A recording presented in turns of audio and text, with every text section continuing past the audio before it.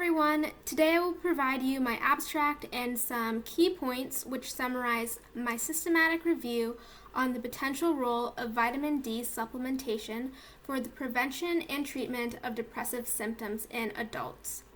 This review is divided into two main research categories for my research questions, being the role of supplementation in the prevention of depressive symptoms and the role of supplementation as an intervention strategy for nutrition in treating depressive symptoms. This review is focused on the adult population. So, why explore this topic? There's a significant amount of research that highlights the high prevalence of low serum vitamin D levels in patients with affective disorders.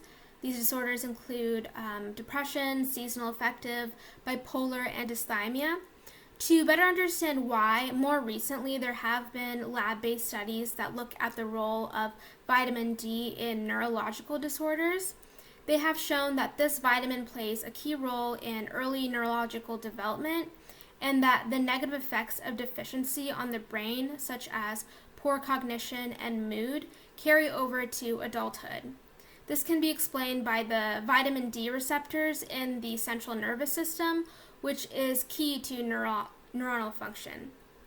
Vitamin D2 specifically has been linked to the increased expression of precursors for neurotransmitters, which are associated with regulating mood. The actual mechanism of vitamin D's role in mood and mood regulation is still very unclear, but clinical trials, the ones that I'll review through the systematic review, may fill gaps on some of the hypotheses that currently exist from the laboratory work. So, observing how the dietary form of vitamin D affects mood, either preventing symptoms of depression or alleviating them, is valuable for creating a holistic approach to the intervention of depression, which justifies this review. Doing this would help prioritize the importance of adequate nutrition, along with talk therapy and drugs, to help combat affective disorders. The research questions asked in this review include: what is the potential role of vitamin D supplements for the treatment of depression in adults? And what is the potential role of vitamin D supplements for the prevention of depression in adults? The intervention of psychiatric conditions like mood disorders does not currently consider nutrition in its treatment, and it doesn't view dietary supplement forms of calciferol as an effective way to treat or prevent. Hence, this review uses the word potential when investigating current research. We'll look at several clinical studies, both in healthy adult populations and those with depression and depressive symptoms, in order to answer these questions.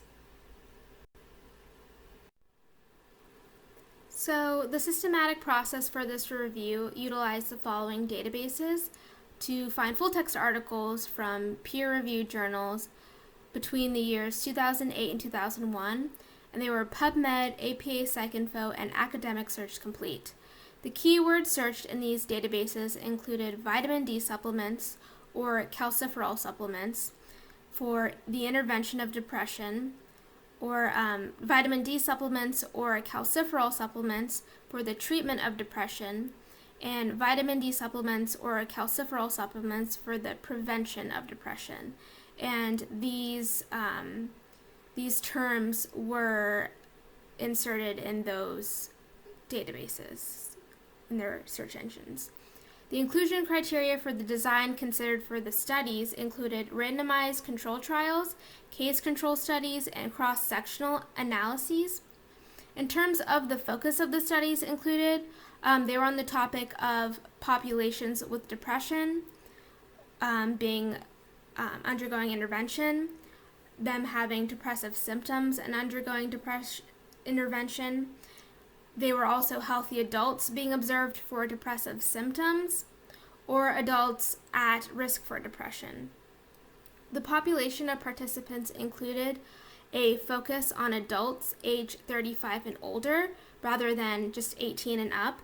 Many of these studies actually deal with the geriatric population.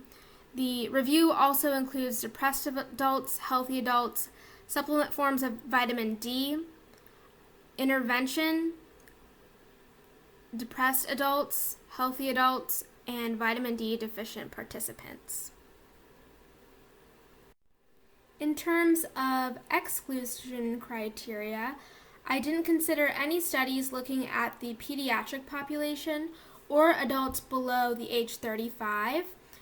I didn't consider studies that used sunlight as the form of vitamin D intervention or participants with non-affective psychiatric disorders such as PTSD, dementia, OCD, and more. After reading a number of abstracts and applying these criteria, finding only full-text articles within the date range that aligned with the research questions I wanted to explore, I found 14 articles that were narrowed down, and 5 of them related to prevention, and 8 of them had to do with treatment of depression and depressive symptoms. So, as mentioned, 14 articles were selected for this review, but of these 14, only 2 reported significant changes in depression affect scores after the supplementation of vitamin D3.